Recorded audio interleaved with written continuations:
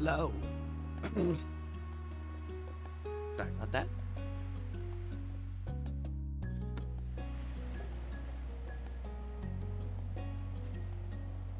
There you go. Oh.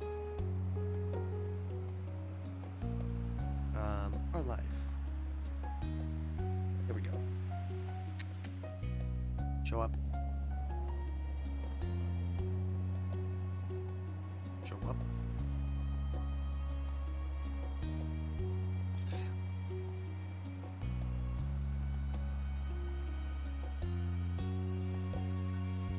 Where's game? Game?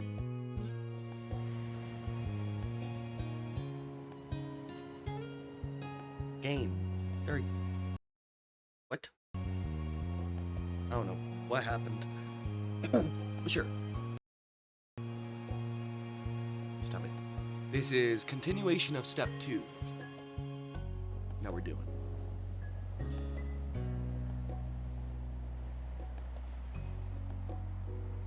We saw the prologue for it, and now we're doing the moments.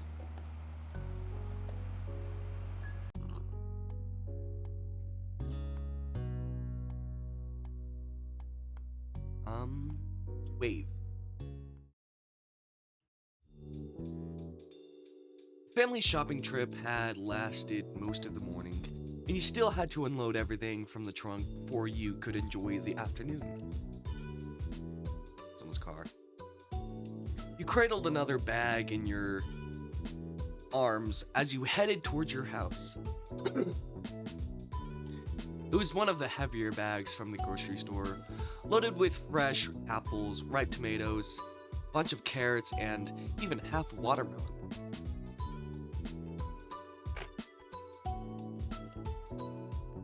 Mom came out of the front door and paused just ahead of you. It's no trouble. Do you need help with that snow? I can bring it the rest of the way if you want me to. I don't think I do.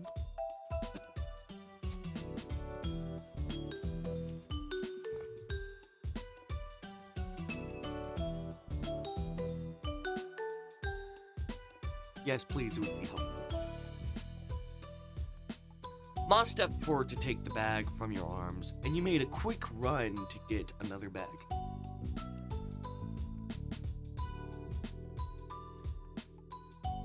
You passed Ma again on your way back to the house, and she gave you an encouraging grin and rustled her fingers through your black hair. You set the next bag on the counter. Your older sister began to root around inside for the contents and with a sigh. How much is left? Still a few more bags.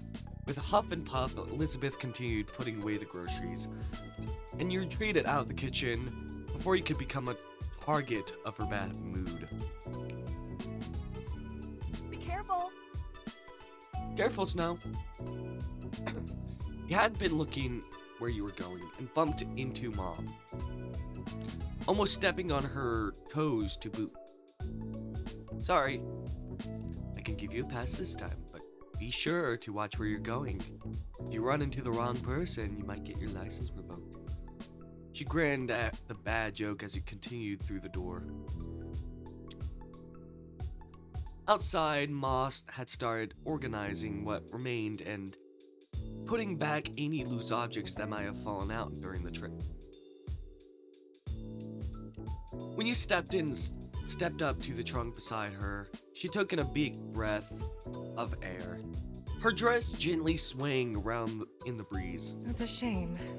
It's a shame we have to spend the morning cooped up in that shopping center. It's a beautiful day, don't you think? You tilted your head to the sky, gazing at the clear blue expanse.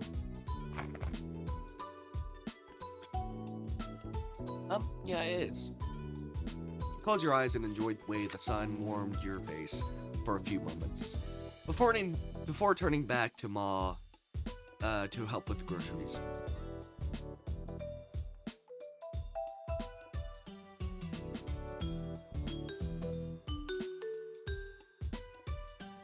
Like, why is it just... Oh, dot. Dot dot. Oh, hi, Cove. Wait. What happened? Log 1. Let's see if I missed anything from log.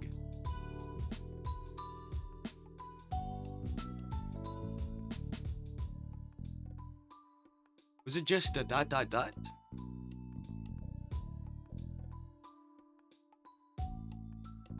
Game's not responding now. Okay.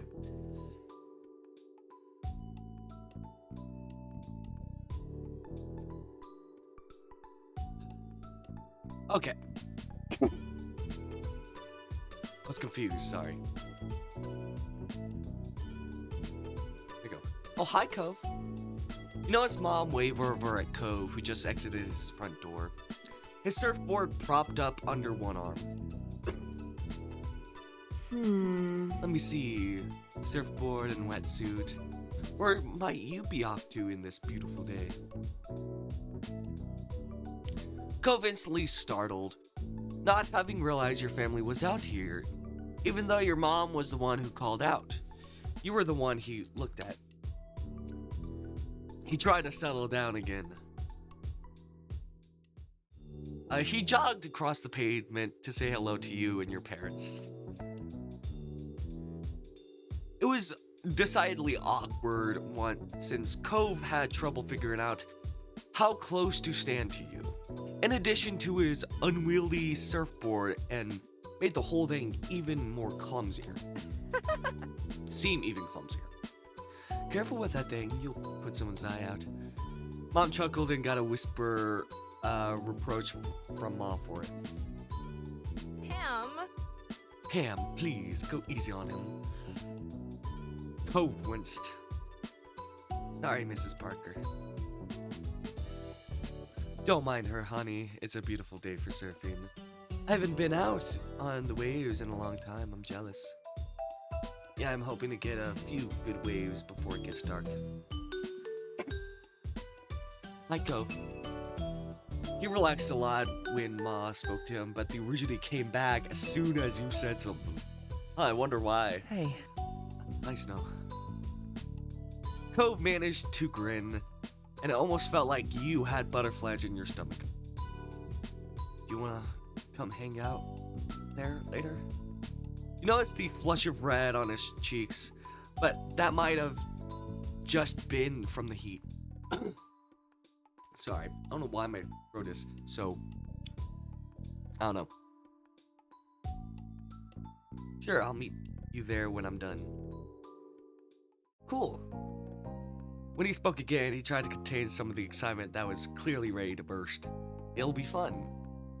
You're not done unloading, right? Can I help? No, this is our job. You go enjoy the beach. Snow can catch up as soon as he is finished here. Alright, I'll see you. Yeah, bye for now. Cove headed on down to the beach, with more skip in his step than normal. It was really cute. Smiled softly to yourself at the thought that you'd be joining him soon.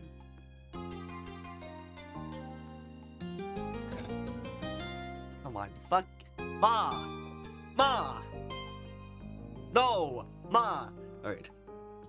He sure seemed to perk up after you agreed to meet him there. I wonder why that could be. Ma! Now who's giving him a hard time, Lonnie? Shush. Shush, it's different. Ma's face broke into an incredulous grin. In what way? I'm being supportive, and he can't hear it. Yeah, talking behind someone's back is not good, Ma. Mom full-on laughed that time. Lonnie. You're the worst of us when it comes to this, honestly. I keep trying to warn people, but they won't listen. I only want to help. I think it's fair to say he might need it. Meddler. But you have a point. Right. You narrowed your eyes at the teasing, and they simply chuckled conspiratorially before taking more bags from the trunk and heading inside.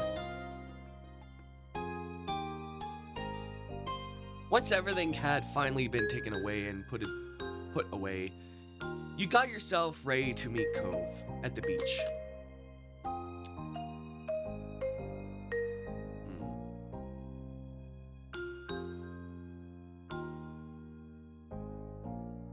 I'll just say this.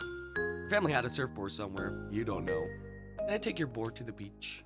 Sure, it's in the garage, just remember to keep the leash on when you're swimming, when you're in the water. After finding the board in the back of the garage and getting everything ready, you headed down to the beach. Have fun. Have fun, honey. Stay safe. When you arrived at the shore, you were greeted by the crash of waves and the soft calls of seagulls. You took in a lungeful of the ocean air and felt your peachy skin warm in the sun. You noticed a small step nearby with a towel, some sunscreen, and a bottle of water. It must be Cove's. You spotted Cove himself nearby. He hadn't gone out to the sea yet. He was just sitting in the sand at the water's edge. His board propped up beside him. You ran up beside him. Are you waiting for someone? No. He looked up at you with a smile and quickly hopped to his feet. I was wondering if you were still coming.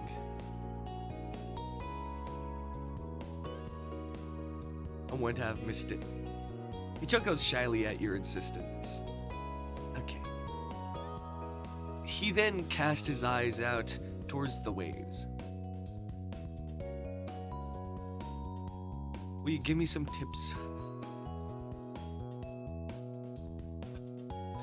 Cove had read up on surfing more than you have, so you knew he'd have some good tips on how to help you improve. I don't know how to do surfing. I'm not good at surfing. I don't know how to surf. You dragged a toe through the sand. You may have had a board to borrow, but you were totally inexperienced actually using it. I guess that makes sense. I've never seen you with one before.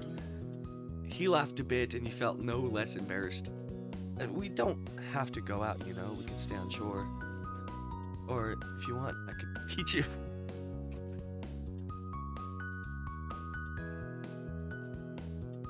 You want to try surfing? I'll do it. Let's surf. Cool.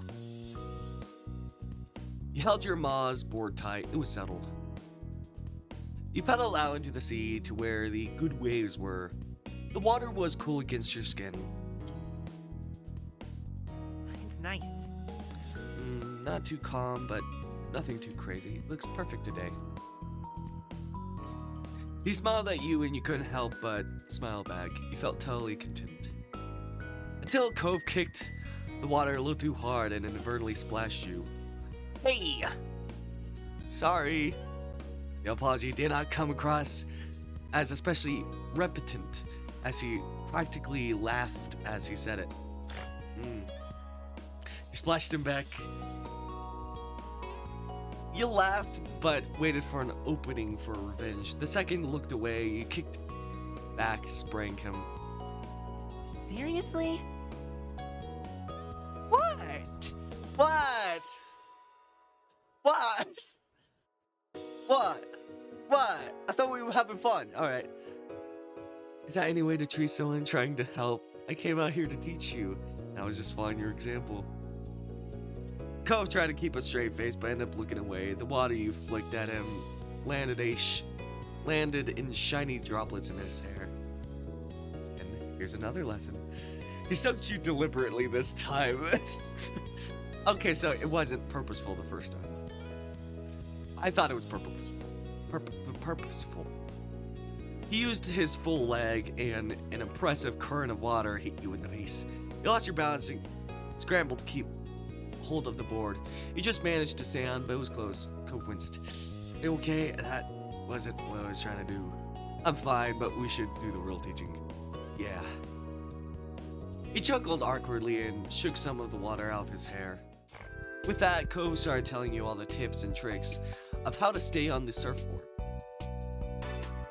He demonstrated both good and bad posture and explained where you needed to put your weight. Like this. You wiggled your body so that you were more in the center of your board. Cove nodded. Yep, just like that. The little lesson continued and kind of struggled. Cove tried the best he could to help you improve. It was difficult for the both of you to work it out, though progress was made. Occasionally, he reached out and touched you to more directly help get positions right. It felt nice. But if you acknowledge you noticed his touch at all, he would instantly pull away. Since you weren't truly ready for it, Cove never pushed you to start taking on full waves, which meant he didn't either. Instead, he stuck by your side in calmer seas to assist with your practice. There was no disappointment on his face over how things played out. If he hadn't reached the point of doing any real serious surfing yet, it was still a lot of fun. Many laughs were shared between the two of you. What an afternoon. The sun setting was visible on the horizon. Every time you would look away, it had sunk a little lower. The beach was darkening, but still pleasantly warm. You knew you should get out of the water, but it was completely dark in the sea. You rode one last wave to get back on the beach. There you picked up your surfboard and gave it a quick once-over. Cove followed behind you to the shore. He put his board with his other things and grabbed his towel to start drying off. As he ruffled his hair with the towel, you watched the sunset together. The colors were beautiful in the distance and the shadows around you deepened. There was no words between you two as you both enjoyed the sight of the moment. Cove broke the silence. Waves were good today, I think.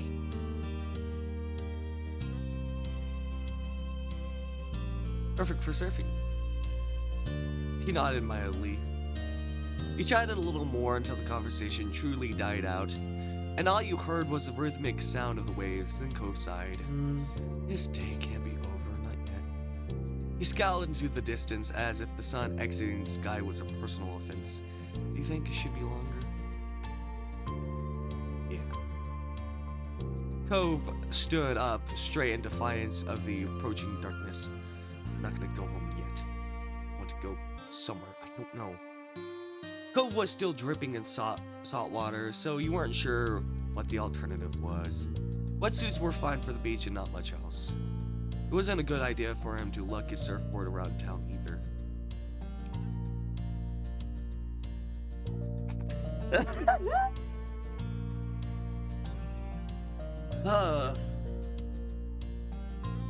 As this, you'll be real good at that wetsuit wherever you go. Oh, that's so funny. I love it. No, we're doing it. Cove's face and ears flushed as he looked down and inspected himself. He crossed his hands over his chest self-consciously.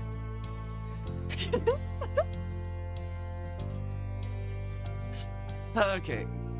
He had been so used to wearing it that Cove hadn't given his current choice of dress any thought. At least, that was before you pointed it out to him. Well, you would choose,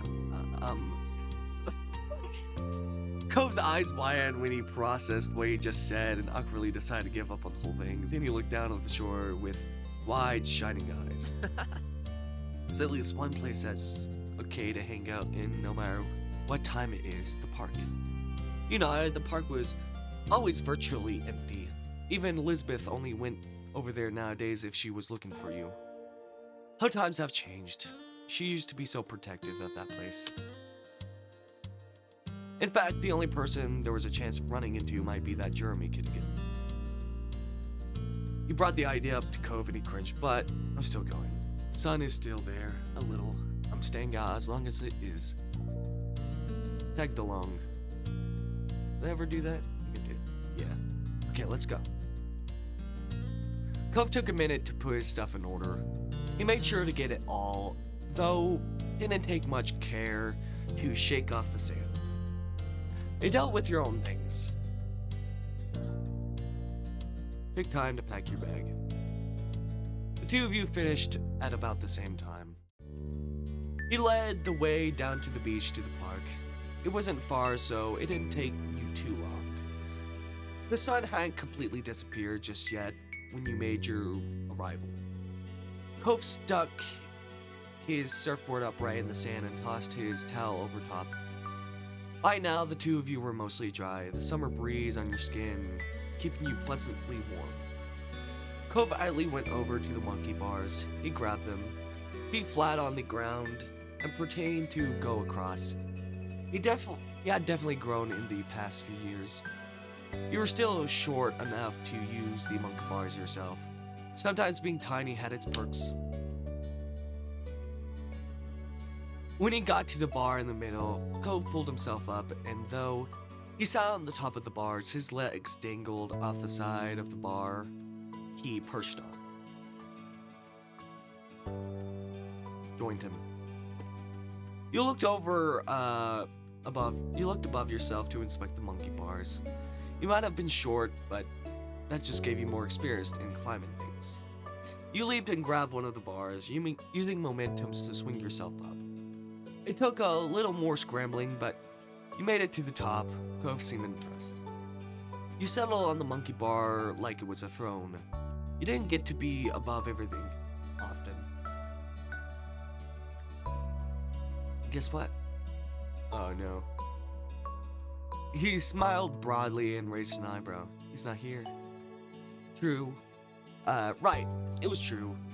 There wasn't a single sign of Jeremy. Looks like it was just going to be the two of you tonight. Cove hung his head and groaned dramatically. Your eyes widened when he whipped his head back up. No way. I can't believe my stupid parents are forcing me to come to this stupid place. Yeah, you were taken aback and blinked for a second before you realized he was quoting Jeremy. My parents don't know anything. Oh, one Jeremy is enough. My parents don't know anything. Cove chuckled at you, amused. You looked around the old park, the streets you knew like the back of your hand, and the beach. These were your stomping grounds. You wondered how Cove actually felt. How much was his joke just a joke? And how much was sincere dislike of this place? Moving had never been his choice. Do you like this neighborhood? Just to put it simply, you don't really have to ask this. Cove kicked his legs carelessly as they dangled. He smiled softly. I like it here, I really do. It's a nice place. He didn't hesitate, there was no uncertainty. That was his genuine opinion.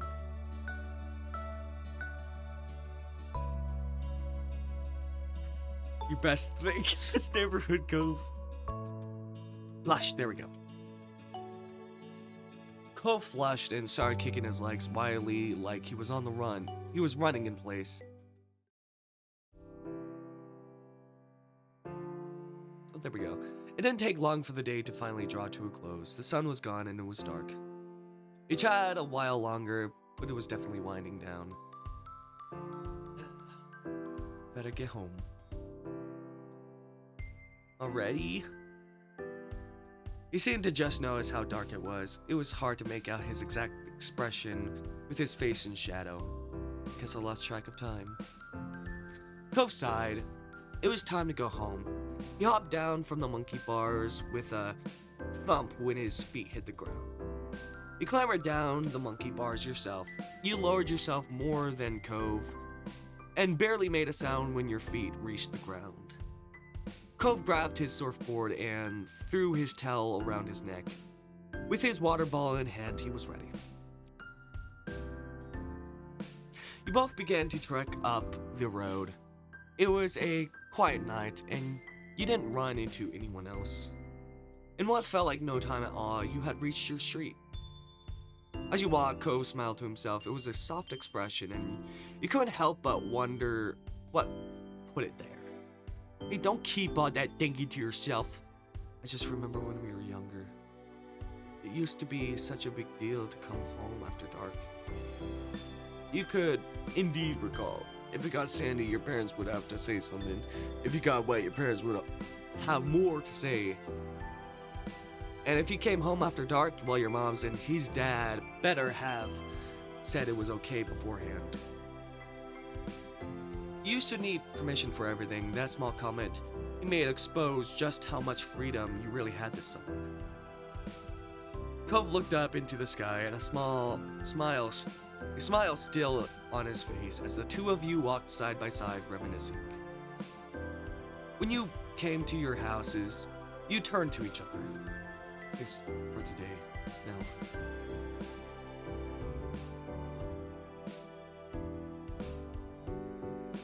It was nice seeing you. Cove waved, and you both turned around to your respective houses. This was a pleasant end to the outing, you thought. I need to go restroom. You see me moving a lot because I do need to go. I will be right back. Me. 45. Okay. Be right back.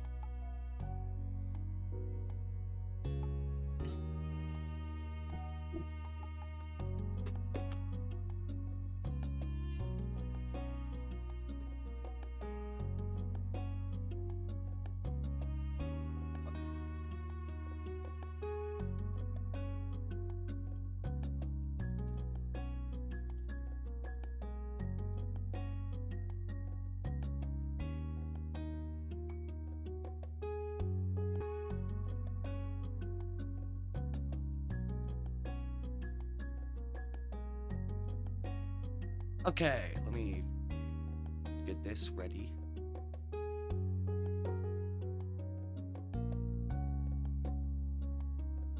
No, not that.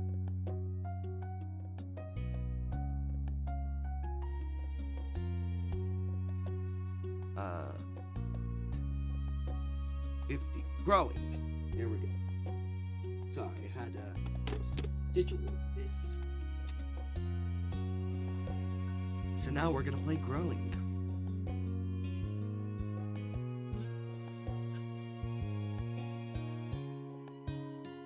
Okay.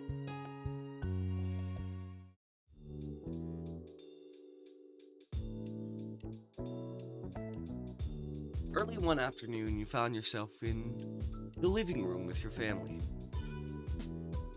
It was another one of those summer days where it felt too hot to go outside, but it was too uncomfortable to do anything inside either. The air conditioner was cranked up as far as you could negotiate it, but everyone was still being pretty lazy. You, your moms, and sister were lounging around while the TV blared on the background, ignored by all of you.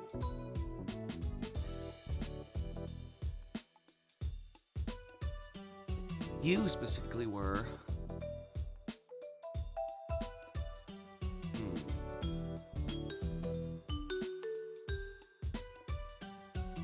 Perched an arm of the couch. Elizabeth had claimed the entire couch herself. It was too hot to argue over the space.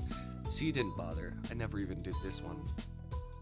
Elizabeth broke the silence with a loud groan. He glanced over. She was lying on her back over the couch, massaging her calf with one hand. Ugh, I feel terrible. I'm dying in this house. My legs hurt. Mom looked up from her magazine she'd barely been flipping through and frowned, concerned. Could you have strained them somehow? Elizabeth flailed briefly, then flopped onto her side with a heavy sigh. Oh no, it hurts. Sweetie. Oh, sweetheart. Ma got up from her seat at the kitchen table and walked over to your sister. She did a light pat on Elizabeth's shoulder sympathetically. There you go. Oh wait, I forgot to do my camera. Maybe you were like, Why no camera? Why no camera? Oh wait, I know why no camera. My phone is about to die. Whenever my phone is charged or better, I will. So I forgot to mark my restroom break. I think I did. And for some reason it never saved. That sucks. I'm sorry you have to deal with that. Maybe it's growing pains. You could be taller by next fall. Elizabeth, oh, wait, I have my rush. Hold on. Okay. Elizabeth scoffed. She didn't look impressed by Ma's assessment. I'd rather be my height forever than deal with this. Ma walked over too, leaning against the back of the couch. Kids, they grow up so fast. Soon Elizabeth will have a home of her own, maybe even with a nice husband and some kids if she feels like it. She sniffed loudly and wiped her eye, but you could tell it was just a bit. You tilted your head. Even though you knew Elizabeth liked guys, it was hard to imagine her with a boyfriend or a husband. She only seemed invested in hanging out with her group of friends, not chasing after boys. Ma must agree with you because she shook her head. Now. Let's not exaggerate, she's still practically a child. But if you ever do pursue romance, Elizabeth, you can come talk to me about it. Definitely. We're all willing to lend an ear. Elizabeth features contorted in disgust. No. No way, I'm not talking to my moms about that. Mom's jaw dropped and she gasped in an exaggerated display of shock. Her hand came up to rest against her chest. Ma only grinned. She didn't look offended by Elizabeth's quick response at all. Really wouldn't be so bad to come talk to us. I know what it's like to have a crush on a pretty boy or two. I don't, but I can listen either way anyway. A mom snorted at her own joke, while Ma burst into giggles. They were having a little too much fun at Elizabeth's expense. Elizabeth certainly wasn't feeling the amusement because she rolled her eyes and sat up. Thanks. I'm going back to my room. I'd rather melt alone. Thanks. Ma strode off towards her staircase, taking these steps two at a time. Your mom stared after her, then turned to each other with raised eyebrows. Oh no, they're gonna come after me. Whoops, looks like we scared her off with all that romance talk. Well, we'll get her next time. You watched them titter with some surprise. Obviously your mom's liked women. But had no idea that Ma liked guys too. Today was the first time you heard her say something like that. Wait, you had crushes on guys? Since when? Ma turned to you, happy to bring you into things now that you've spoken up. She smiled and nodded. I like any gender. Always, I like both. But I like your mom most out of everyone. She's special. Okay. Ma's smile turned all soft in the corners, like it usually did when she looked at her. She pinched Mom's cheek lightly. Mom reached up to cup a hand over Ma's.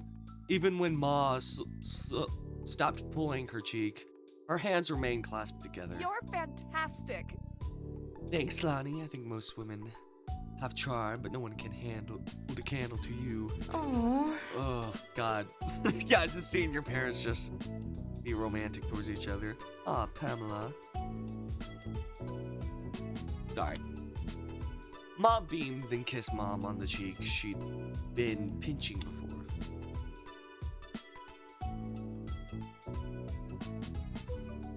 You cringed. Parents were embarrassing. Ugh. You slouched down as if it would hide you from the sight. Why were parents like that? Ma looked back at you, letting Mom's hand go with a brief squeeze. She settled next to you and Mom followed soon after. You know, I'm also here to listen to you whenever you're ready. Offer isn't just for Elizabeth. In fact, I think that talk might be needed sooner for you. After all, you already have someone, isn't that right? Mom shook her head and elbowed Ma. It was futile. Meddler. Ma only giggled and smiled, not looking the least bit apologetic. There's no rush, of course. You can take all the time you need to figure out what or who you want. It's okay. Don't think you have to stick with whatever you come up with right now, either. Life's nice like that. It can change and you can learn. Mom nodded her agreement. The two of us are happy to hear you out, and we may be able to relate better than you think. Still, we won't push the topic, at least most of the time. She gave Ma the weakest scathing look possible while being able to stop grinning.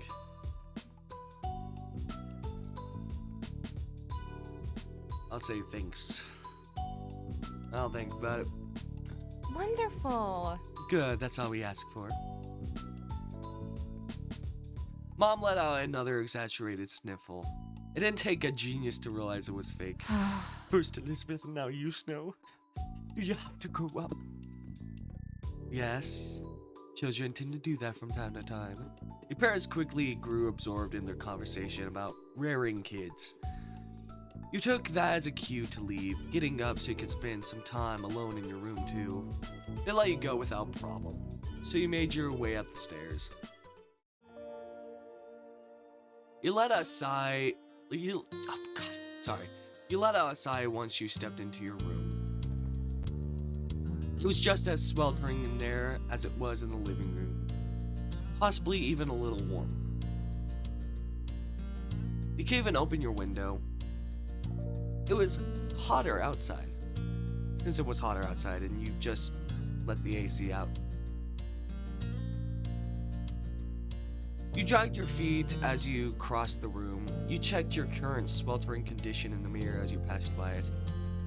You thought back to the conversation you'd had downstairs, but growing up and all that. After a moment, you stepped a bit closer to the mirror, you stared into it, and then turned away from the surface to look down at yourself. You were definitely growing, alright, but it was weird thinking about how you were now, in comparison to what you'd been when you were younger. When it came to your body, it... slender, I guess? You shifted to the side. Your head was still facing forward and continuing the self-evaluation from this viewpoint. Assigned male, and her chest was only flat. That's the way it was for you. You took a step backwards, finishing with your impromptu inspection. You locked eyes with your reflection, cocking your head to the side, all things considered.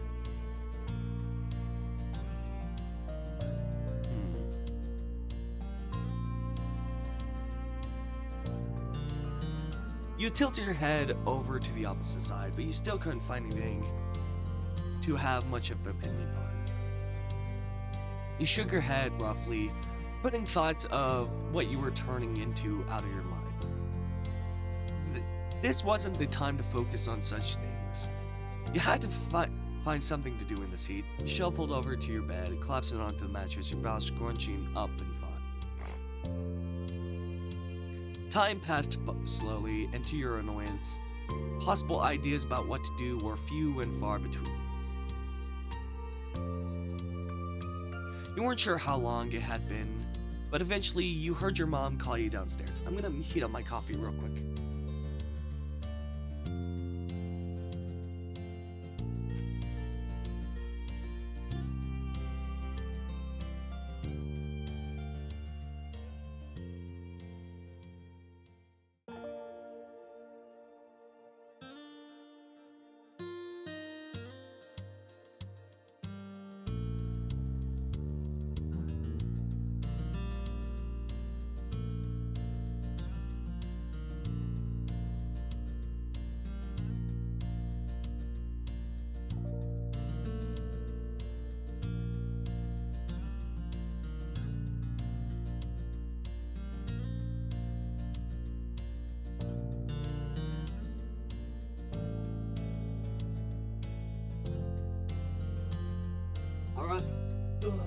I am back. So I don't even have chat open.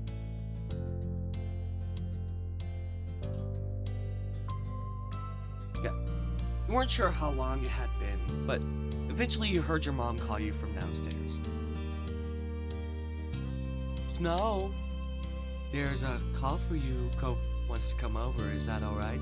You perked up at the words, sitting up in bed. You yelled back at her immediately. Yeah! You got to your feet and headed downstairs, eager to see your friend, your crush. You needed to go downstairs soon anyway, because your stomach told you it was almost time for lunch. It was just as you reached the bottom of the stairs, you saw Mom put the phone back on the receiver. She glanced at Ma, leaning her hip against the kitchen counter. What a pickle. Well, here comes Trumbull. We better prepare ourselves. Ma clicked her tongue in clear disapproval of Mom's words. You're such a good boy. Cove never wants to cause trouble. He could just be a bit thoughtless and impulsive. Screw you. Oh, I know, he's very sweet, but that's what makes it more of a problem. If a stranger or some kid from school was egging Snow on to behave badly, I think we can both agree he'd do the right thing for him. But if Cove got into a reckless mood and wanted Snow to be part of the ride, can we be certain of what call he'd make then? Yes. Yes, I think so. Snow helps Cove settle down. He would have gotten himself in even more trouble without him. Thanks. You have a point. They don't even notice I'm here. I know that. They don't notice. Ma just laughed. As she turned away, still snorting, her eyes met yours. She blinked in surprise, then waved at you with an easy grin. Mom looked over, noticing you at the foot of the stairs as well. Oh. Oh, I didn't expect you to come down already, Snow. I just wanted to let you know what was happening. Called Mom out on her comment. Well, if I hadn't come now, then I wouldn't have heard everything you said. Cam. Ooh, damn, you've got caught. What? What? You were saying things too. I didn't say anything I wouldn't have told to Snow directly. You're unbelievable. You shook your head at your parents. Even as you fought a blush when you remembered what they had been discussing. Alright, got me. Sorry for being so gossipy and saying that about your friend. I can be bad. Who? Let's go. Well, get out of your way now. Ma sighed in mock defeat and made her way down the hall. Ma followed after her with a hushed giggle. Now you were alone in the living room, tasked with waiting for Cove. And that was fine with you. If it hadn't been so hot outside, you would have visited him at his house a long time ago. You took a seat at the kitchen counter and settled in for the wait. As expected, there was a knock on the door a few minutes later. Sorry. When you got up and answered it, your neighbor was standing on the other side. He came in once you stepped aside to let him pass, giving a little wave. You greeted him as you typically did.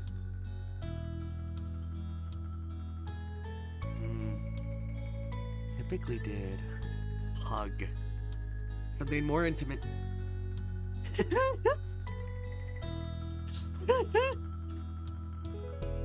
Okay. He stiffened in your arms and relaxed seconds after. One would think he'd be used to your hugs after all these years. I'm trying to embarrass him as much as I can. That's what I'm trying to do. If he didn't be embarrassed by hugs, that's what I'm gonna do. If he's embarrassed by me saying I'm flirting with him, I'm gonna do that. Because I think it's funny. Hey. His voice was cracked as he struggled to say something. You didn't feel worried about that. It was how you usually reacted when you were close by. Ooh, sorry. Just adjusting the mic. You noted the sheen of sweat across his brow. He must be glad to be back in the air-conditioned place, even if he only had to walk across the street to get there. So, was the sudden visit? I don't want to do anything, not when it's like this. He gestured vaguely to the humid air hanging around. So, I thought I could at least do nothing with you.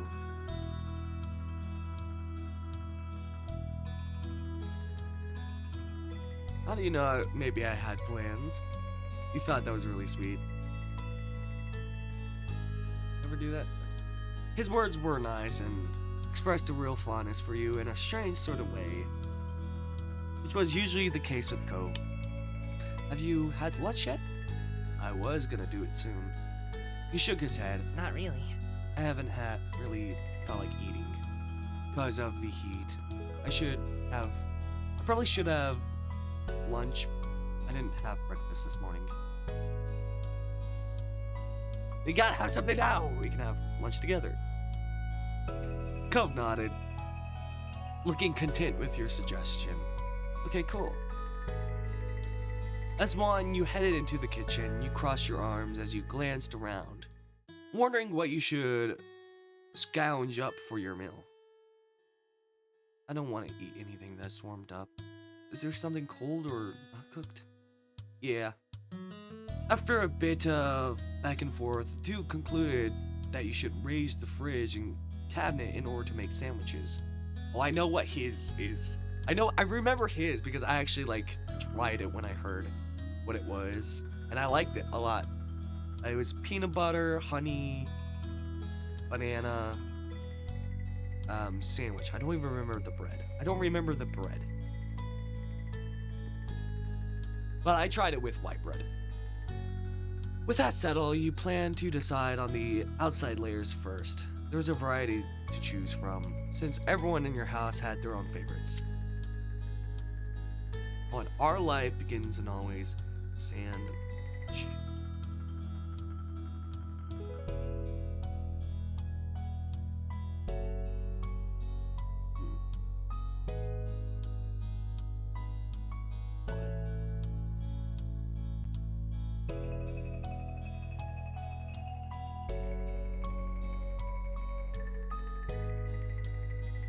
What is the sandwich? Banana.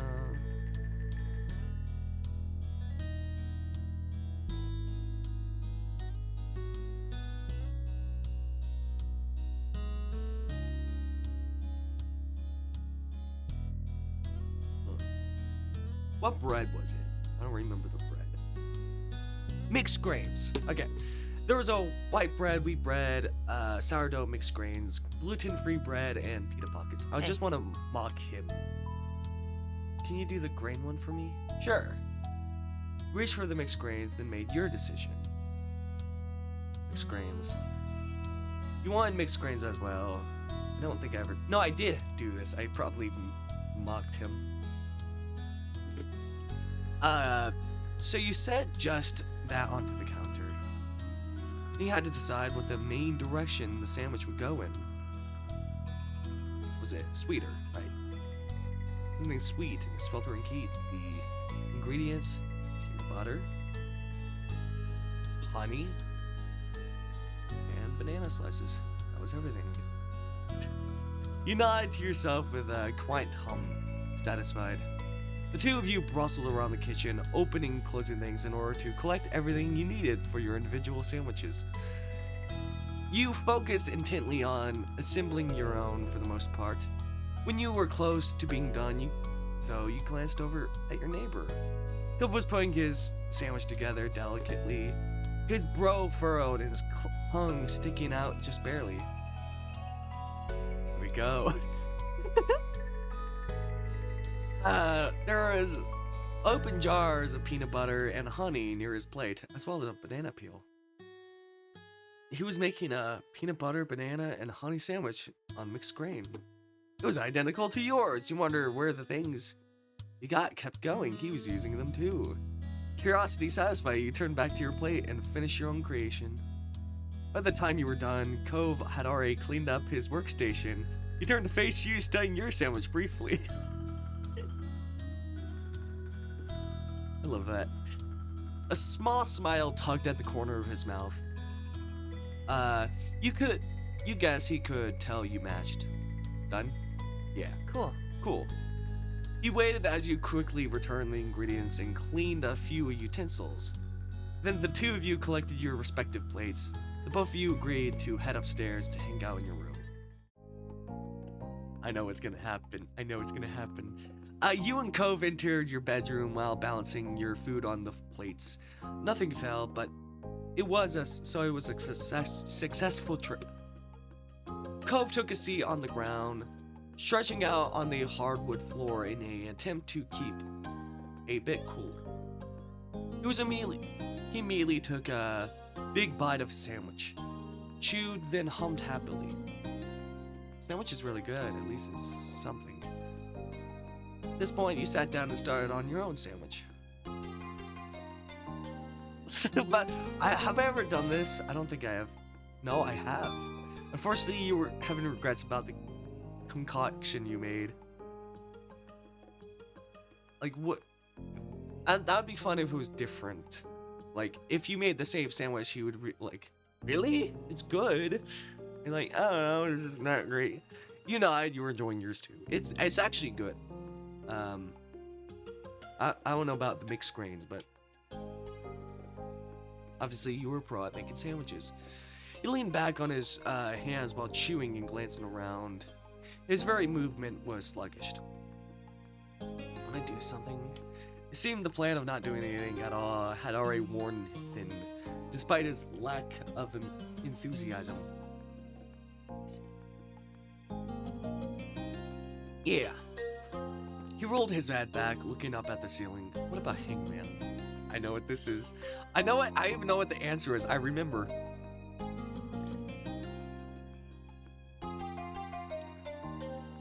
Sure, why not? You put your plate to the side and start pulling out some markers and scrap paper.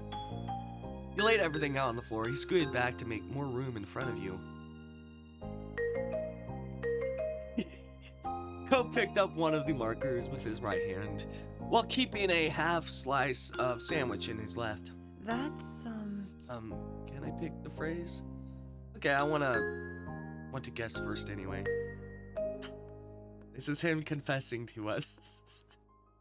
Sorry, I'm spoiling it if you haven't seen it. But he smiled briefly before he bent over the paper and began sketching the hangman frame. Then he stopped, pursing his lips in thought. He tapped the end of his marker against his cheek. You watched silently as Cove looked down at the paper, up at your face, then off to the side in a loop. His marker kept tapping the cheek the entire time. He raised an eyebrow. He suggested the game and wanted to pick the phrase, but it looked like he didn't really have anything in mind for it. Or, deciding if he should really do it. Finally, he put empty lines on the paper to signify spots for letters. Alright, you can start guessing. Wait. No, it's not I love you, it's... what was it?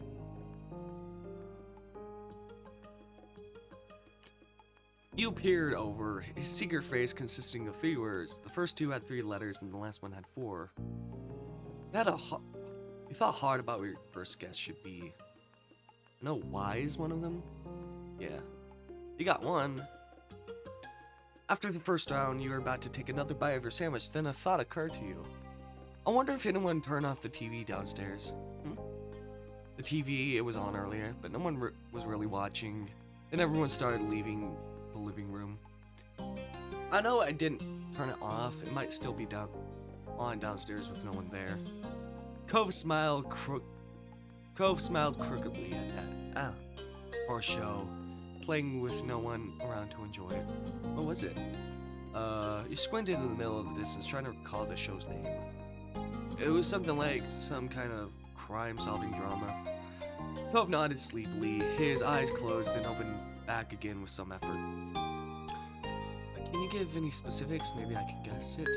Well, you raise your chin in an open palm, groggily thinking as hard as you could. Remember there was a woman with long blonde hair, I think. She was the one solving crimes, like as a detective or something. There scenes in the police station, because someone got arrested. You lapsed into silence, both of you thoughtful. Then, Cove chuckled. It wasn't funny, but you joined in the laughter anyway. I don't know. I don't know what it is. Me neither, and I just saw it. Ew. Good guess. Another round came and went. And Cove grumbled as he readjusted himself. His features were twisted in a grimace. Oh wait, no, I remember what it is. Okay. It feels so sticky. I'm gonna be stuck to this floor now forever. I'll have to charge you rent then.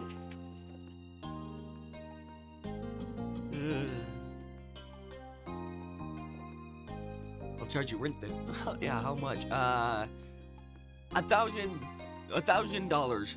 What? $50. I can't afford that. Well, you're gonna have to pay up if you're gonna stick around. Cove shook his head at your terrible. Oh God, I didn't even realize it said stick around. And went back to the game instead of answering further. Then you returned to the game. Yeah, yep, that's right. Cove spoke up once more, catching your attention. He was peering down at the piece of paper between you, his expression thoughtful. No, Hangman is kind of a creepy game. Why did people come up with it? Why did they play it? I don't know.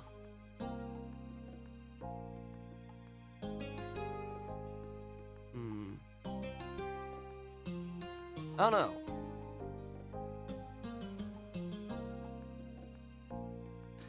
I have no idea. I'll have to look it up later. Maybe.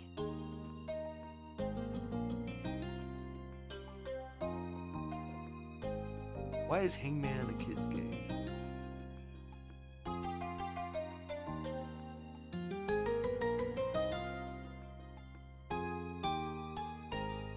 I don't know. I don't know why. Maybe I'll do that too. That said, the two of you turn your attention back to the game. Hey, that's another one. By this point, Cove had finished his sandwich. Yours was almost gone too. And now that you were getting thirsty, you brought it up to your neighbor. Should we go downstairs to get some drinks? I was thinking that too, but I don't really want to get up. Me neither. You looked over at him, narrowing your eyes with false suspicion. Hey, what happened to you not being able to get up ever again because you were stuck to the floor? That's still true. I mean, we're not actually going, are we? I only thought about it. You rolled your eyes and dropped the issue, defeated. Cove grinned a little at your disappointment over his victory. R. Oh, you're really close. Okay, E. Yeah. You're definitely gonna get it. T. You are cute. That was the phrase that Cove had spent so long settling on. You stared at it. A few correct letters in. You had a feeling you knew what the phrase was, still. You felt butterflies in your stomach seeing it. Clear as day on the paper. You took in the words for a moment longer. Then you looked up at Cove. He had trouble meeting your shocked gaze, a smile settling awkwardly on his lips. His next words left him in a moment. I mean... It was all I could think of at the time.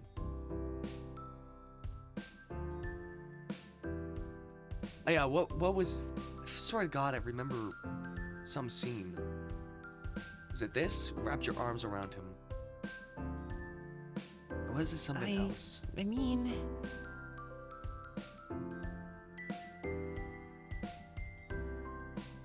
Yeah, wrapped your arms. It was instinct. You leaned over and wrapped your arms around him in a hug.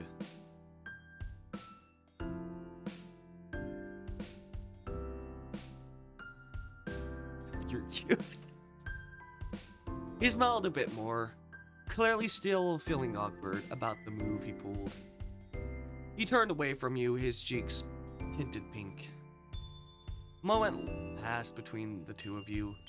Now would be the perfect time to change the subject, but you didn't. He didn't either. Things started to feel a bit more personal all of a sudden. You looked into Cove's ocean eyes and you saw yourself staring back.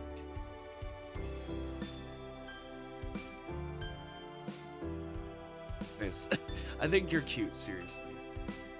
Cove's features soften at yours, but you remain serious. Thanks. I meant it too. Finally, you broke the eye contact. I've heard at some point you're supposed to start liking types of people, guys or girls or whatever. I don't know. I haven't really noticed that yet. Nothing's changed. Not in a big way. Not for everybody. Maybe I have to grow up more, but at least with... You waited, but he trailed off. He wasn't gonna keep talking about it. You wanted him to finish his thought. At least, what? You shook off the strangeness of the situation and tried to be supportive. Maybe you just don't like anybody, or maybe you like all types of people. That's normal too. Cove seemed to appreciate that thought. If the smile that appeared on his lips was any indication. But the expression was quick to disappear. He peered over at you, looking nervous. What about you? What kind of guy or person do you like? He's a guy, yeah. I mean, maybe Persian guy, maybe hopefully guy. He was seemingly to mentally kick himself for saying it like that. Considered its question carefully. Did you know who or what you liked?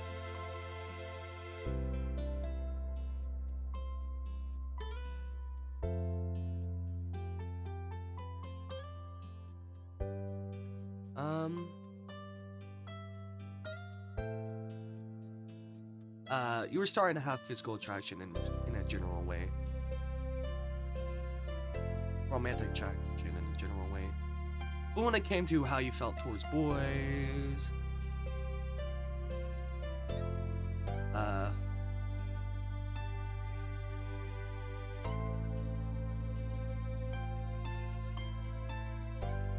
This. Found them attractive. Towards girls. Found them attractive. People who aren't exclusively male and female. You found them attractive, you thought you might be happy with someone non-binary someday.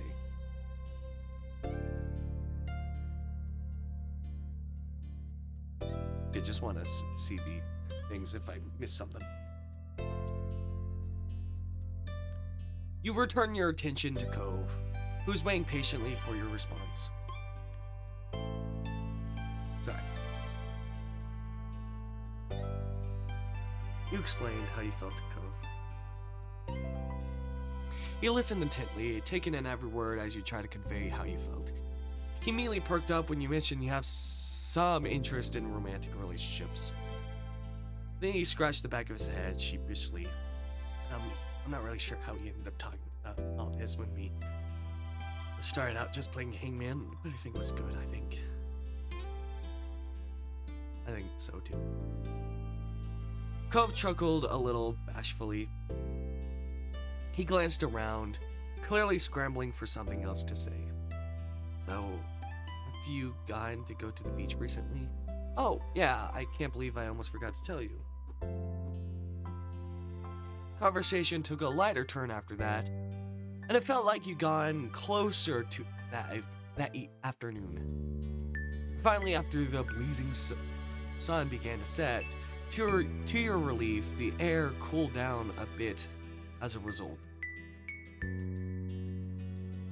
You pulled yourself off the floor, as did Cove, with some minor complaint. Both of you stretched your arms, groaning, and yawned into your hands.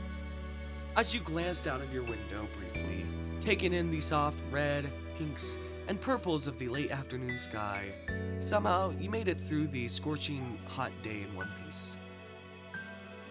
Cove turned towards you, motioning towards your window with his chin.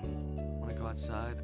It might be better out there than it is here now. Now let's do it. I'm sick and tired of being cooped up inside all day.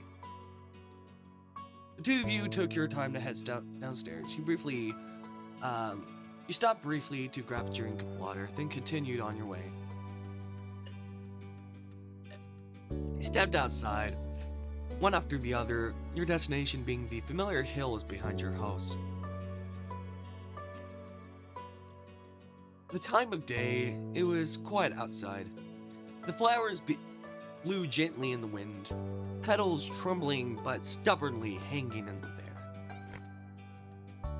You felt the breeze cool your heated skin, and you relaxed your shoulders. Cove closed his eyes, releasing a deep breath. I really love it out here. I do too. Cove smiled. Tendrils of his hair danced with the wind. A beat passed, but his gaze didn't stray far from your own. His voice was impossibly soft when he spoke up again. I'm glad I met you, Snow. You're really important to me, you know. You're special. There you go. Your voice came out as equally delicate. From the way his features brightened, you knew he heard you. Then Cove reached over and held your hand without another word.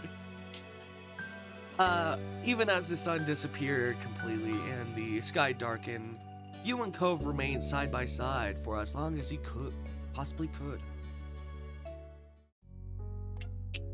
Love that. Okay, and let's do family.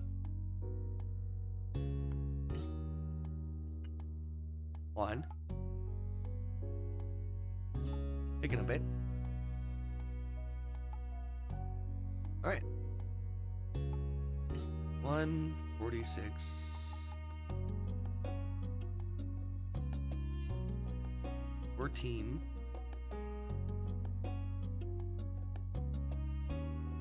Family. There we go. Yeah, the sun warmed your skin from its place in the sky. You closed your eyes, enjoying the mix of the heat with the pleasant breeze that drifted past you. You and Lee had spread out a blanket on top of one of the hills behind your house, and had been relaxing there for a while now. Lee had come over earlier in the day. Oh wait, I forgot about Lee. And while a range of activities had been discussed, from staying home to heading down to the beach, a picnic on the hill had been the choice you settled on. A small spread was laid out in front of you, some bottled water, soft drinks, as well as chips and sliced fruit. You sat up and reached for a snack, listening to Lee talk about the musical she had gone to see a few days ago. It was unbelievable. There was singing, dancing, and crazy stunts. Obviously, musicals fucking have that, you idiot. Alright, sorry. And it was all done live right in front of my face. Did you just see musicals? Maybe one day we can go together. I gotta see more shows like that. You smiled at Lee's enthusiasm, knowing how much she enjoyed singing and performing. And she was good at it too. You had gotten the chance to hear her sing a couple of tunes, and you knew she put a lot of effort into it.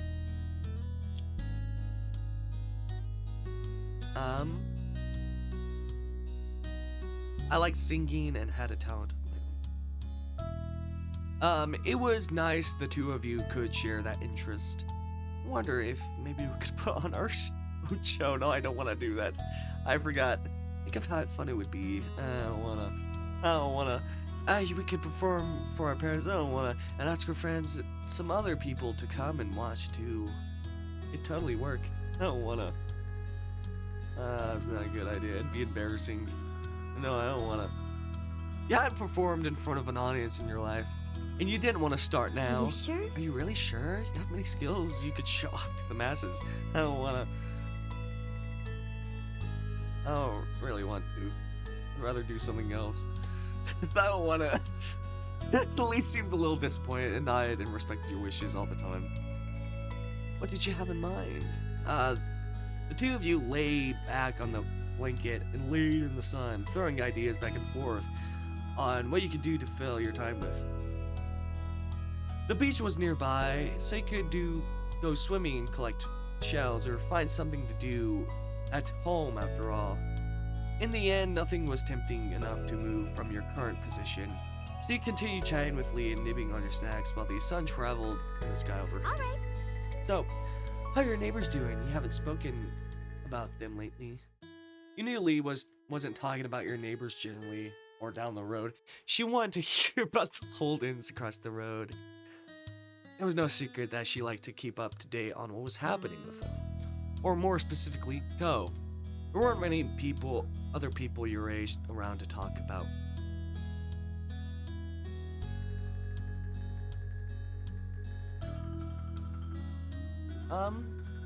They're great.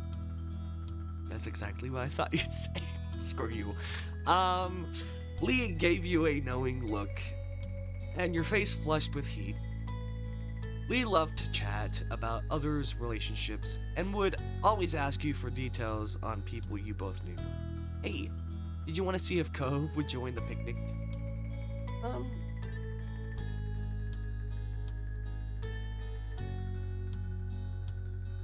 He's busy this afternoon. Yesterday he said he and his parents were going out. They might be fishing on the docks by his dad's store. Oh, that's too bad. I bet he'll have a great time with his mom and dad, though. Oh, I was wondering why the hair changed. Lighting. Alright. The sun slowly began to set. The sky turned rosy pink, and then warm orange. It's too bad Derek isn't in the neighborhood today. I like him. He's okay. I don't really like him. He's boring. He's okay. I really like him too. Yeah, he's a good person. I knew you'd think so. But speaking of boys we like, what's the relationship? Oh, come on. What's the relationships? What's the relationship status between you and Cove? Is it good?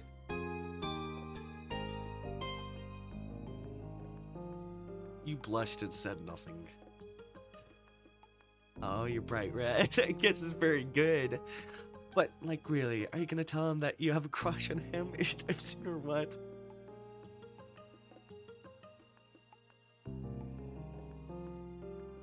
I'll tell him soon, maybe. I hope so. You know he's totally into you, too. I guarantee it. He didn't say anything, wondering about the possibilities instead. The two of you talked a little more about Cove, amongst other topics, and you found out it was nice having someone to speak with about these sorts of things. Finally, both of you decided to pack up everything and head back home for the evening. Did I actually press V? Hopefully not. No, I pressed B. Upon walking through the front door, you were met by your moms and Elizabeth hovering around each other in the living room. Oh, I remember this. I forgot. Tension hung thuck in the... Thuck? Thuck? What the fuck is that? What is thuck? Did I just create a random swear word? Instead of fuck, it's thuck. Tension hung thick in the air as the three of them turned to you, and Leaf, frowning slightly, had interrupted something. Exactly what? You weren't sure.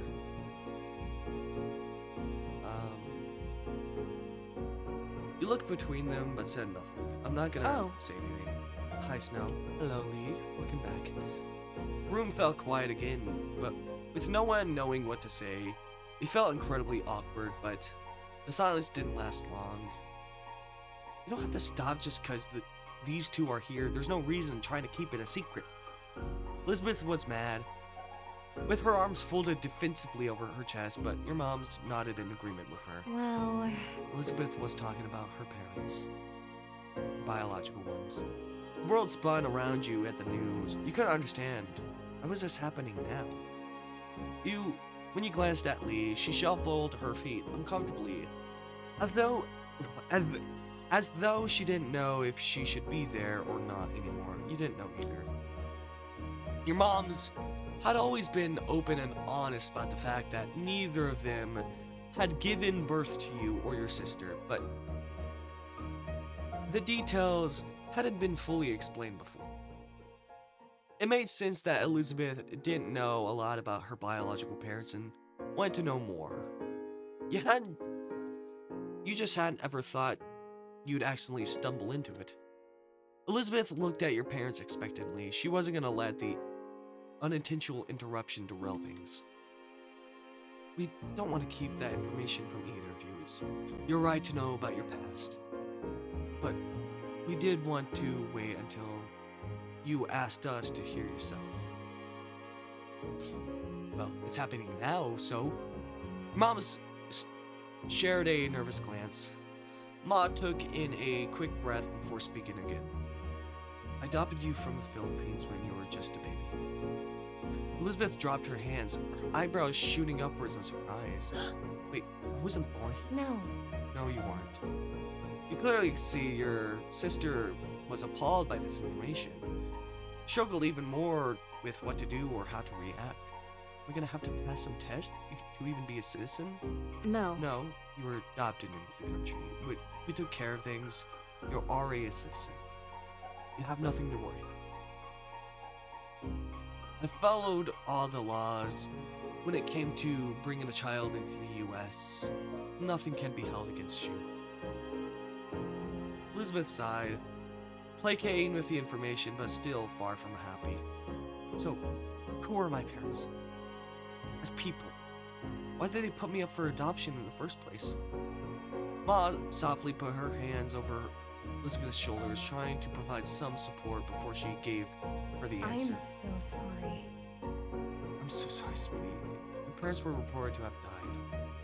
They didn't go into details on the specifics or how, but you were an orphan. I wish we had better news for you, Elizabeth. Damn.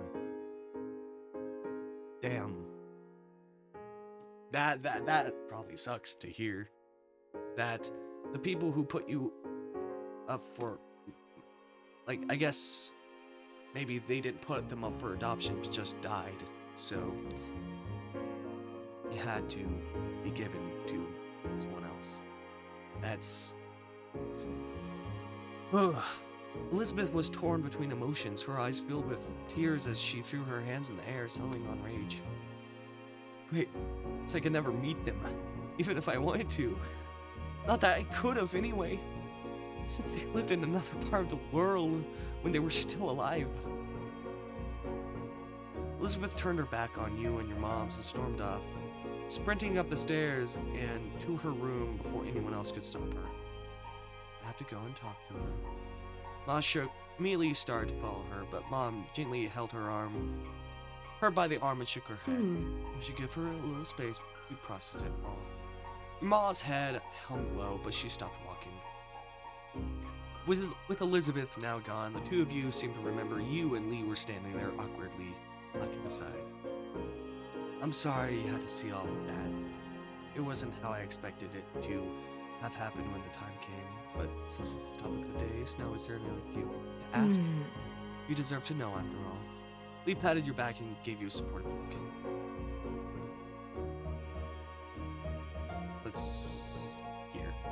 Let's hear it. Your parents both nodded and synced to your reply, ready to talk. I can leave if you want to have things be private. Want you here. I can do that. Lee shifted a little closer to you in support, and you were glad to have her there with you. It made you feel a little stronger somehow. You turned to face your parents again, preparing yourself for what they were about to tell you. Ma was the first to speak, her voice quivering with emotion. You were adopted as a baby. But 2 years after Elizabeth, we used a different organization at the time, and you were adopted within the United States. I'm sorry to tell you, Snow, but your parents had also passed away. No other family member took you in if there weren't. That's why we wanted to wait until you asked. We didn't want to suddenly drop that in your lap. We wanted to prepare you. I'm sorry. Lee gave you a reassuring squeeze on the arm to show she was there for you.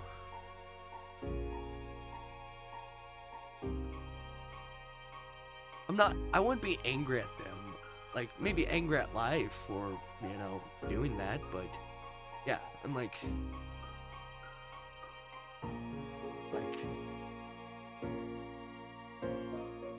maybe cry, maybe cry, I don't know. Lump formed in your throat just as warm tears started falling over your cheeks. You wiped them in the back of your hand, sniffling quietly. Thank you for listening, Snow. If there's anything else you want to know, all you have to do is ask. We'll do our best to answer any questions you have.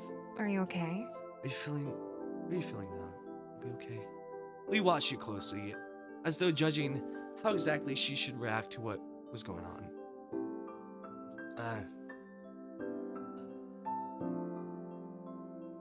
I wouldn't be angry necessarily. I think I'd be like, you'd feel horrible, just like,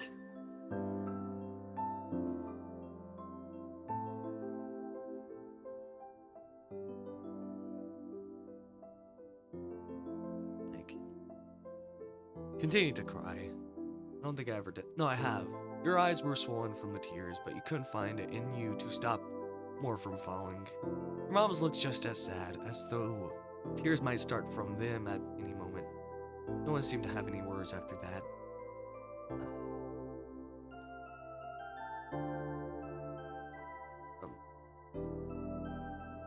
Yeah, talk with Cove and stuff. I want to see if that works. Have I ever done that? I think I have. Yeah, I have.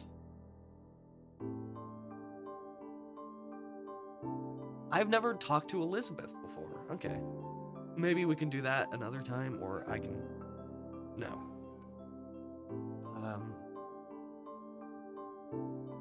More than anything, in that moment, you wanted to see Cove. No one could be there for you in the way he could. Turn on your heel without another one, head towards the front door. These footsteps echoed from behind you. You knew she was following you.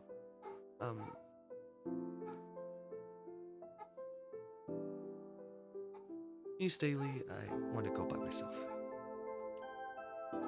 Oh. Oh, okay. I'll wait for you here, but I really hope you'll be alright, Snow. Once outside, you strode across the street purposefully. Cove's house set in your sights. Ooh, there you go. Yeah, I bet him seeing us sad is not a thing he probably liked. Just seeing like, oh. After you raise your hand to knock on the door, it only took a few moments for Mr. Holden to answer it, giving you a broad smile. Cliff's face fell silently. He could tell something was wrong, but he didn't say anything.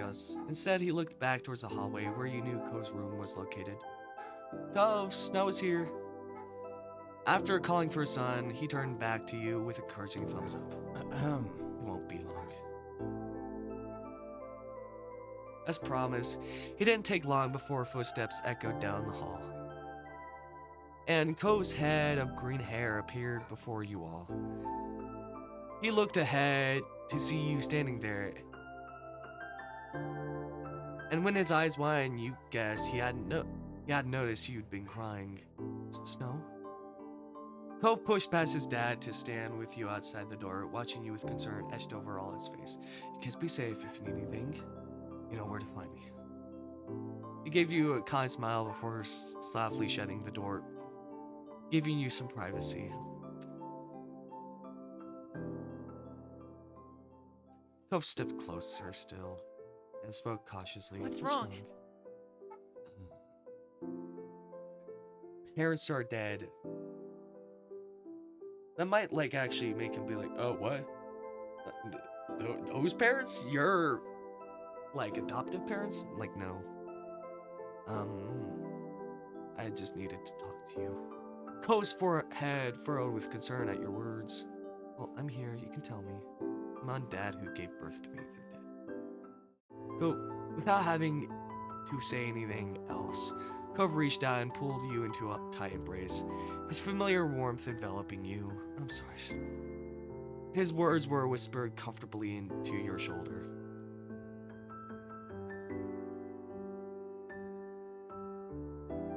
started to cry. You pressed your face into the crook of his neck, unable to stop the tears. The hold he had on you tightened. Can we talk somewhere else? You felt uncomfortable huddling around the entrance of Cove's house. That feeling didn't seem to be a problem, though. Yeah. Cove took you by the arm and encouraged you along behind him. You followed without protest.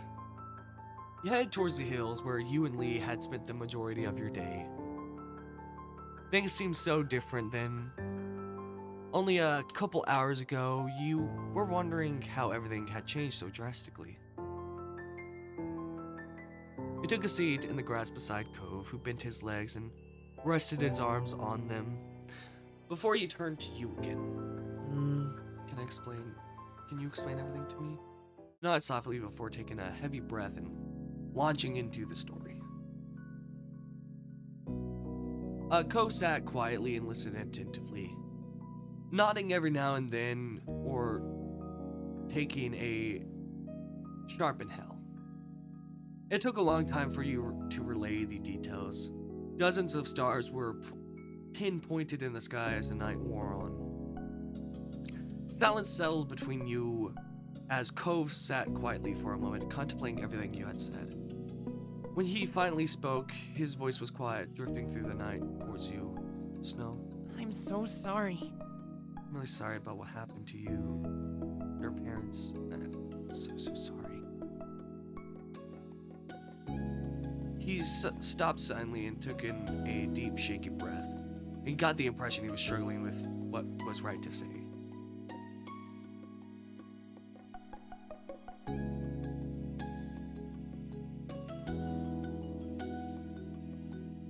So that they'll never get to know them. You'll never find out what they're doing or what they're like as people. It's just all gone. No, you're not doing anything wrong. You know that, right? I think you can be as sad as you want for as long as you need, or you can feel okay about it whenever you want to.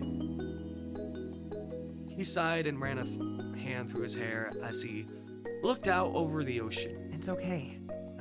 I guess what I'm trying to say is, whatever you feel about it is how you feel about it. You don't have to force yourself to be different.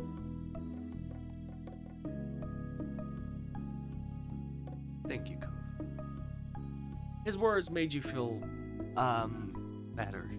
And you knew it was true. You didn't have to apologize or make any excuses for the way you felt about it all. He smiled at you a little, and you could tell he was trying to be comforting.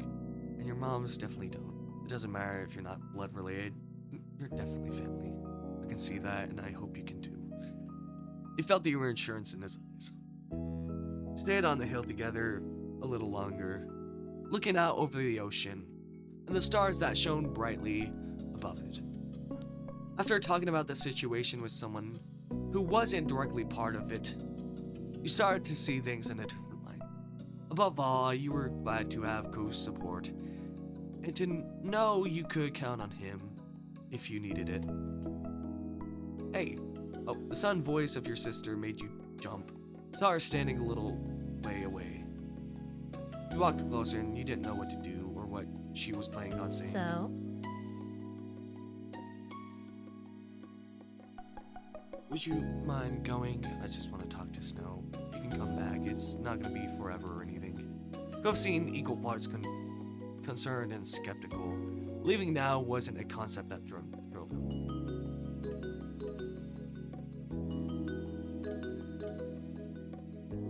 Nod your head in agreement. If she wanted to talk to you in private, it was obviously something important. Waited until the two of you were alone before fixing her with an inquisitive look. Elizabeth folded her arms, looking you over.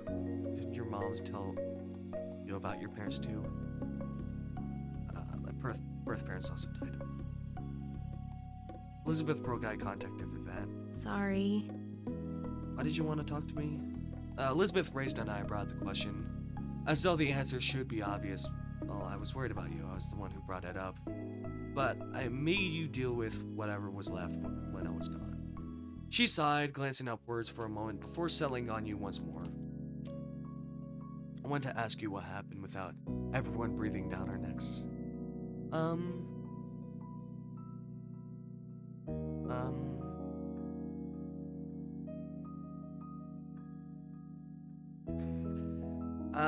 It was pretty. I'm very blunt, like pretty cappy of you, just about. Like, of course, I'm gonna literally tell you bluntly. Like, she rolled her eyes. You didn't miss the small smile that threatened to peek out. I know. I know, I'm not very nice. All of this, it upsets me. She slipped back into a scowl. I'm sorry, Snow, it's pretty depressing topic, yeah. You have to be born in the United States to become president. What? I've never heard of that dream of hers before. You noticed your bafflement and continued. I get I was never going to be president, but it still feels just weird. This stuff taken away and not even have a chance at it. I don't like to know that that when I was born I was gonna have a completely different life. So different, I can't even think about what it looked like in my head. I could have spoken another language, lived away from everything I've ever seen here, and had someone else as my sibling. And then my parents died, I was adopted, and the life I got became a totally new thing forever. Can't go back to what it was, even if I wanted to. Heaven has settled between you and the person who became your sister. You knew exactly how she felt. It was a confusing feeling to have lived one way for as long as you can, but not having it be what was originally yours. Elizabeth watched you seriously. She was still trying to make sense of this to you and herself. I don't know why today was the day. Nothing came up to make me ask the question. It was just something I had in my head for a while. It was just me and Mom's in the living room. I kind of just said it finally, and there you go. She shifted from one foot to another, relaxing her stance just a bit. She spoke more gently, learning about them and what happened. It doesn't change how I feel about our family, Snow. She smirked, fixing you with sharp eyes. Can't speak. I'd already figured out a long time ago that moms weren't our biological parents. That wasn't news. Yeah, technically one of them could have been related to you. Yeah, honestly, like, who knows? Maybe somehow, you know, maybe like sperm banks, whatever. I don't know much about lesbians, but anyway, oh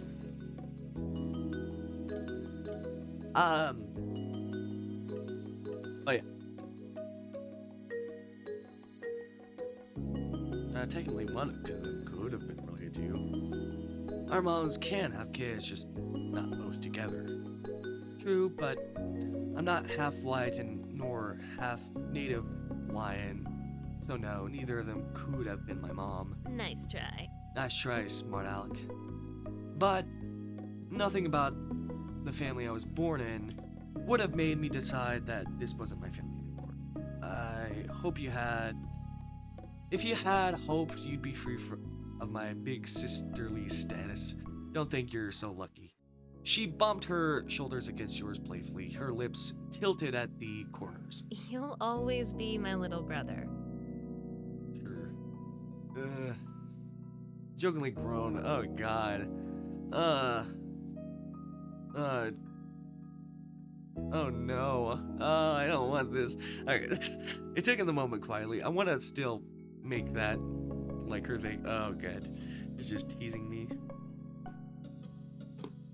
Chuckling, she seemed pleased with how the conversation had gone. In the end, ready to head back home? It's been a long day. You gave her a nod. Come on. Come on, you two. Let's go.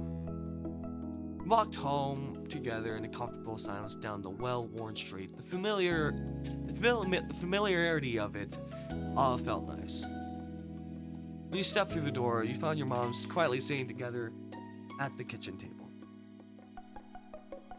Oh. When you step through the door, oh wait, already read that. Sorry, I thought I skipped something. Their heads snapped and they got to their feet to meet you, Mom giving you a careful smile. So glad to see you.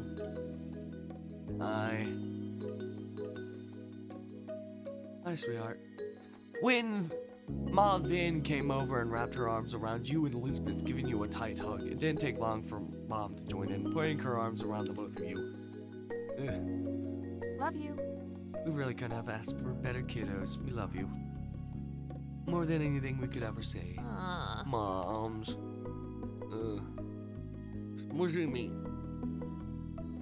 Y'all chuckle, the rumble of laughter is shaking you as you continue to hold each other tight. Love you too. They both pull back eventually and grin at the two of you. And you knew that you all had each other, and you always would. I hope you're alright. Lee came up towards you, a soft smile plastered on her face. And are you okay, Elizabeth? Elizabeth rolled her eyes and huffed a breath. You knew she wasn't used to showing her vulnerable side. Fine. I'm doing fine. Lee nodded, and you could tell she didn't quite believe her. Well now, since we're all here, how about we do something together as a family? That sounds like an excellent idea. We should all have some fun before the night's over. Totally. Love the sound of that. Okay. Cove looked a little bashful, likely over being included as a part of the family, but he tried to not pay much attention to it. Why not? You hid the smile that threatened to tilt your lips, knowing that Elizabeth must have been in a good move if she hadn't even teased Cove for being part of it. And no matter what she could have said about it, you wanted him to be here. He was someone who was really important to you. He's got a suggestion. It should be something we could do in the house with everyone in the same room. We could put on a movie. That'd be wonderful. It's good to meet you. Me too. Yeah. Movie's fine. Not really thrilled about it. I'll cook up some popcorn. The rest of you can pick a movie. Mom's headed off to the kitchen, and Ma turned to face the rest of you. What do we have in mind? Everyone can decide. I'll watch anything but drama. We don't need any more of that today. There are more chuckles at her joke, and you thought about what you would prefer to watch. Ooh.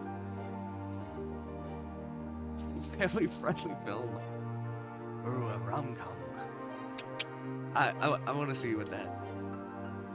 I've never chosen this before with, and also I want to see if this makes Cove blush. Cool, perfect.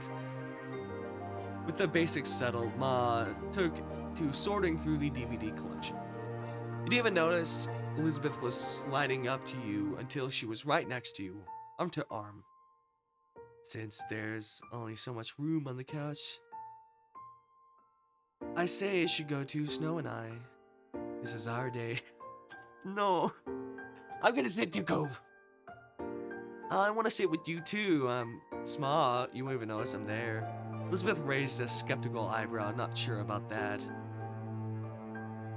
Ma stood back up with the DVD in her hand and a smirk on her face. Please?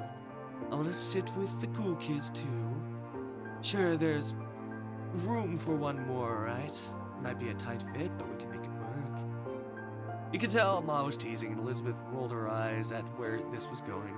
She had expected an easy victory. You bet you want to sit there too, huh, Cove? Ma tapped Cove on the shoulder with the DVD case. He blushed and dropped his gaze to the floor. Want Cove to sit next to me. There we go. I've never really done the movie thing. I don't think I have ever done movies for this. Elizabeth snorted from beside you, but you ignored it. It made Cove even redder than before, and that was enough. Mom came back with a big bowl of fresh popcorn. You held the smell of the hot, salted snack. What's the skinny? Y'all wanted to sit with Elizabeth and Snow, but there's not enough room on the couch. Mom took that answer in stride and pursed her lips thoughtfully. What a pickle. That's definitely no problem. I suppose there's only one solution. Elizabeth and Snow will have to sit on the floor in front of the couch. That way there's spots behind them, and the floor at their sides. Yes. Yes, that's fair. Rude. What? No, the whole point was us getting the couch to ourselves. Sorry, but that's the cost of popularity. Elizabeth groaned, crossed her arms over her chest in annoyance. Fine, Snow, you're with me in front. The rest of you can fend for yourselves. There was a mad dash as Mom and Lee raced for the couch behind you and Elizabeth, and Mom put the DVD in the player before joining them. Cove took a seat at your other side on the floor, giving you a soft smile. Everyone soon quieted down, and the only sounds that were heard of were of hands scooping up popcorn and munching it down as the movie began. In that moment, you couldn't have been more pleased to be part of the family you had. Here we go.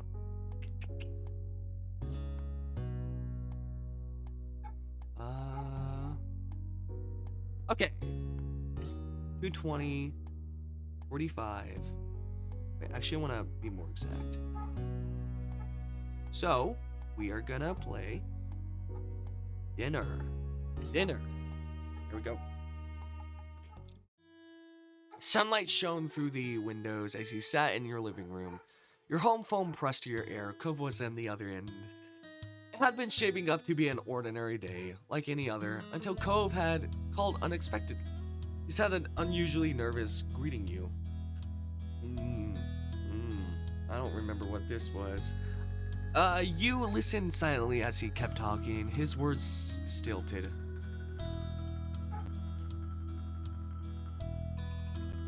So, I was just, wondering, do you want to come over to my house for dinner tonight? The question came out strangely, almost like he had rehearsed it a few times beforehand. Your eyes widened a little. You hadn't expected this to be the reason behind the call. We just end it. No.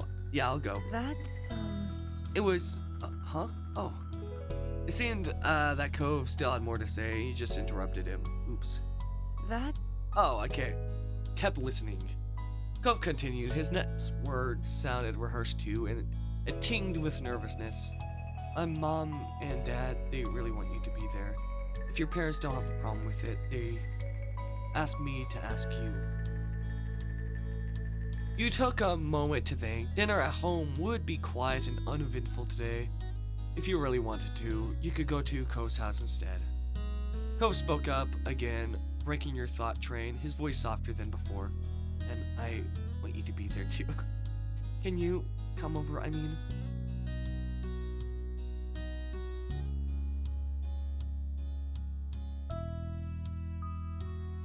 Yeah, I can come.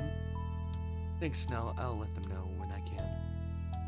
He sounded noticeably relieved by your response. Was you coming over for a dinner today that serious? Maybe it's because of his mom and stuff.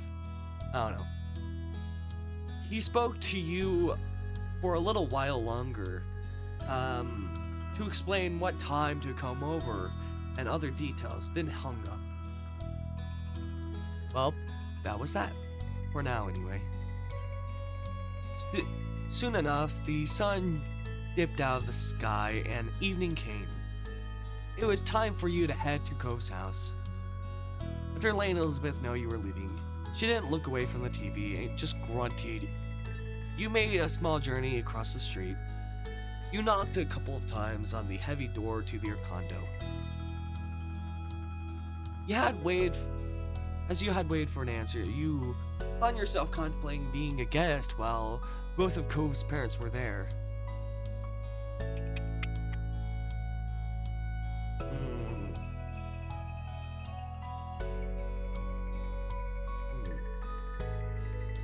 A little nervous, apprehensive. You didn't know what to expect from this dinner party. You didn't get too much time with your thoughts, though. The door opened soon enough. Ko's mom, Kyra, stood in the frame, smiling warmly at you. Come on. Hey, Snow, welcome. Please come in. I don't remember a lot of how the inside looked. I thought I remember a hallway there, like basically a frame hallway there, kitchen like over here, rug here, and that's it. I don't know why I remember like what it looked like in my mind, or maybe that's in the future, or maybe that's at someone else's place. I don't remember. She opened the door wider and moved to make room. You stepped inside, allowing her to shut it behind you. Thanks for coming over. I know it was kind of last second. Thank you for having me. Of course. Of course, just make yourself at home. It's not my home, but I've been given permission to say that. Oh, hey Snow, welcome to our humble abode. You jerked your head towards the sound of Mr. Holden's voice. He waved at you briefly from the kitchen, with his back turned and a large spoon in hand. I hope you're hungry, because I'm whipping up a lot of nasty stuff. True to his word, you heard something sizzling on the stove. You closed your eyes and inhaled. It smelled spicy and savory. Ooh, spicy stuff. With Mr. Holden busy and Cove nowhere to be seen, it was just you and Kyra. She gave a wry smile. She sure is. Well, I have been barred from cooking the entire time I'm staying here. Can you believe that? She nudged you with an elbow. Mr. Holden scoffed good-naturedly, then spoke from over his shoulder. You're on vacation, Kyra. You need to accept that already. She yelled back, amusement obviously on her face and in her tone. People can still cook while they're on vacation. Everyone's gotta eat. It's not like I'm some celebrity who can go out the way, can go out for every meal and hire a private chef. Sorry. Well, in this house, you're a VIP. Kyra smiled and shook her head quietly. Then she turned to face you once more. Well. Sorry about that, Snow. I was trying to strike up conversation with you, and Cliff just had to butt in. I don't butt in. She eyed him, chuckling in disbelief. He wasn't exactly disproving her point with that. Kyra leaned over to whisper to you. It's okay. He likes to be included. But since Clifford insisted on cooking all by himself, he'll have to wait. The two of us can chat. Her next question continued to be said in a hushed tone, just to be safe. So, how you doing? I'm doing good. That's what I like to hear. She opened her mouth to say something more, but some lightly pounding footsteps caught your attention. You checked to see Cove emerged from the hall. A few moments later, he might have heard all the commotion and left his room to see what was going on. He quickly took stock of the situation, and his cheeks tinted pink at the sight of you standing in his living room. And his hand came to rub his arm almost bashfully. Snow, you made it. Thanks for coming. His voice was unnaturally loud, as if he thought you wouldn't be able to hear him from where you were only a few feet away. Hey, weirdo. No, come on. Cove frowned at your playful greeting. Weirdo? Yeah, because you're being all weird. Aw, he huffed. I wouldn't do that, no. He huffed but didn't deny it, which meant he knew he was acting off too. It was when you glanced away from Cove, you spotted his parents watching the two of you interact. Cove noticed their stares too, meeting them with narrowed eyes. Are we having dinner now? Not yet, but I'm still cooking.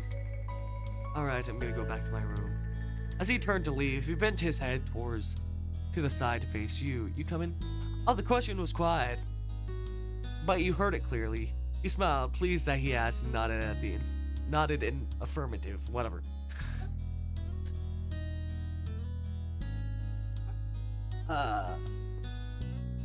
Cove turned fully and made his way down the hall. Have fun, you two. We'll call you when food's ready to go.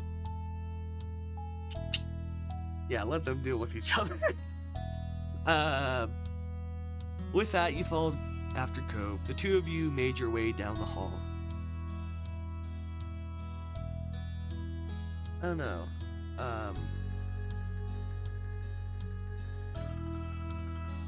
I don't know. What should we do? First time? First time. Cove got the door first, opening it and stepping inside. You joined him. There was a mat on the floor in front of the door. As you stepped over the threshold into his room, you felt the crunch of sand beneath your feet.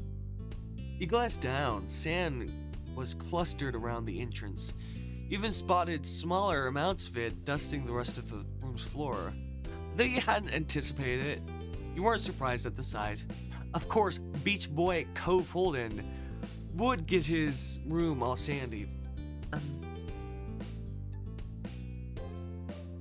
So this is my room. Cove was a bit shy as he said so. Fidgeting with the hem of his shirt, using one hand and vaguely gesturing to the space with the other. There's stuff you can sit on if you want. You looked over at the desk chair as an option. When you turned back, Cove was already sitting on the edge of his larger bed.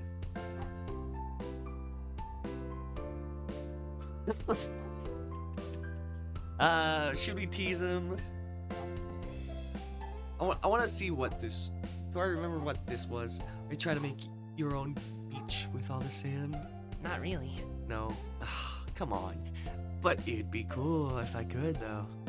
You couldn't help but recall a long time ago, Cove explaining his childhood dream home would be something located right on the shore of the beach. Maybe that idle thought still held an appeal to him. It made you smile thinking about it. He sat next to Cove on his bed. As soon as you sat next to him, Cove grew tense. His back went stiff and he ducked his head away. I'm thinking about that one meme song of like, why is it saying at the edge of the bed? Whatever. If you know, you know. Anyway.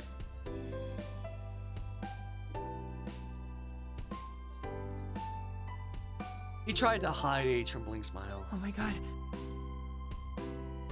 He said it under his breath as if he didn't want you to hear. You obviously did, and easily since you were right beside him. You're very charmed by his reaction. He raised his eyebrows. You both kept noticing the other's every move.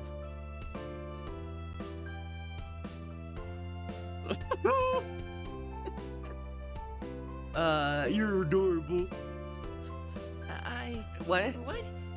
Clearly, he hadn't expected the compliment. You call me cute, so I get to fucking do that. Alright. Somehow his flesh grew wide. Worse.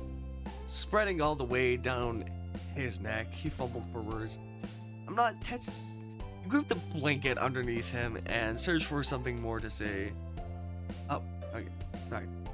Did you see my fish? I've got some in a tank right here. Cove, threw both of his hands in front of him to direct your eyes towards his pets. He was trying pretty poorly to change the topic, that much was clear. He